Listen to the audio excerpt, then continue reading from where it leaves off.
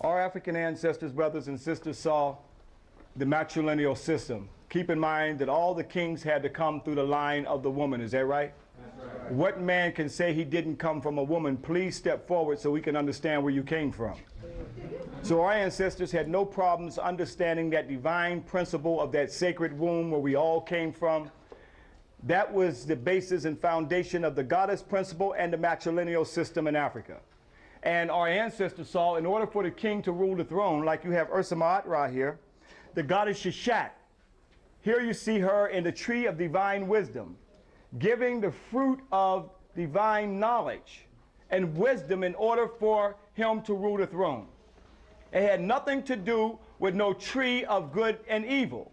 The patriarchs who came from the north, the Hyksos and others, who had a misogynistic nature, a hatred towards the woman, could not conceive of a woman nor a goddess giving a man anything. And that story was corrupted. The tree of divine wisdom and divine life was corrupted into the tree of what? Because here we have that they created in their biblical stories in the opening of the pages in Genesis that there was Adam and Eve, is that right? And they were not to eat of the tree of what? Knowledge of what? Good and evil. Now who was seduced by the serpent and ate from the tree? Eve. That's why, sisters, you got to watch and hear that sound. Psst. But anyway, here we see that she was seduced to eat the fruit, and then she seduced who? Adam. Now we are told that that's the reason for the world's sins of this first woman eating of the tree of good and evil, and that that's also not only the reason for the world's sins, but her monthly cycle is to remind her of that sin. This is what's taught in the church. Okay? Now when sisters start jacking that preacher up, who's been equally spiritually enslaved himself, to tell that story, and that we were born in sin, there was no story whatsoever in the Kemetic Nile Valley that we were born in sin. So a few years ago, back in 1988, boy, time is fast. Seemed like I just got this yesterday. Brother and sister showed me, they said, hey, brother, Quasi, you see, there was a black Adam and Eve. Although they made a black Adam and Eve, that has nothing to do with our story. This is what we see the evolutionists and creationists fighting each other, and they know anthropological studies that black people were first, so they put a black Adam and Eve, and gave Adam a jerry curl, and gave Eve a weave. You know, they had to be looking good for each other back then, you know.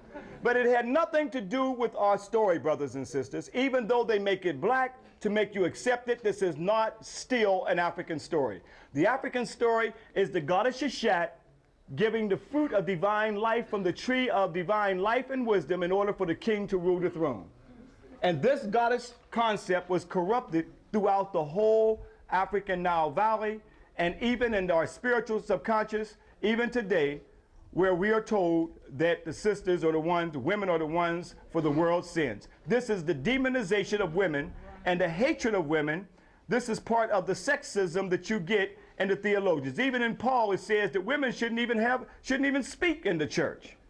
But I'm letting you know that that is not the African spiritual way, brothers and sisters. We had a god and a goddess. That's a spiritual Ma'atian law that our ancestors saw.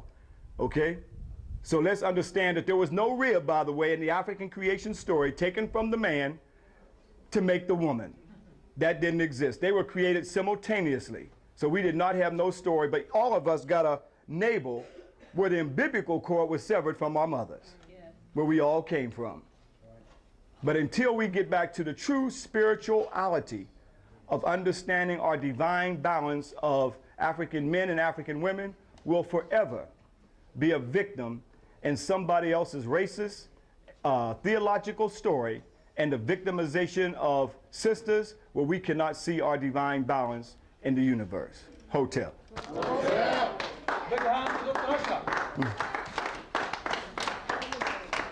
And you know the story is corrupted anyway, because as they said, there was only Adam and Eve, and then they created a son named who?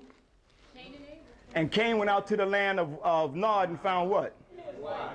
They haven't been able to explain that story yet. And then the racist theologians will tell you that was the sub-Negroid race.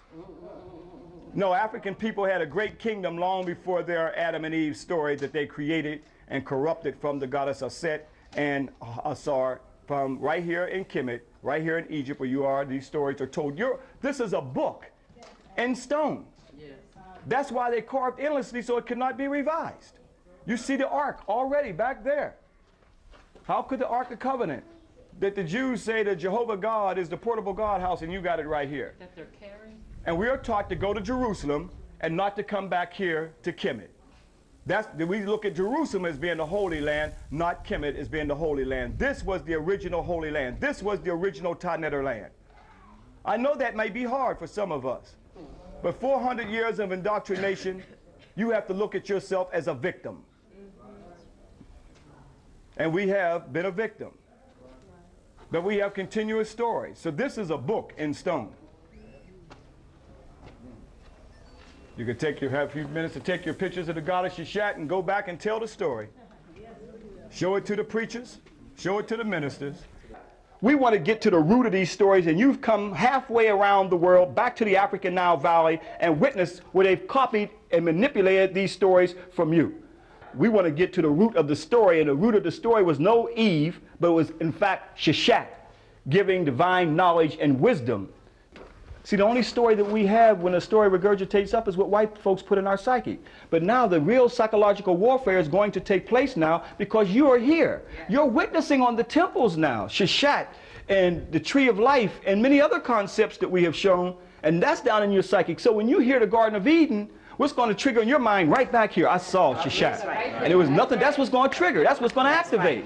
But if you have nothing down in your psychic to fight that, then you can only accept that which has been told to you.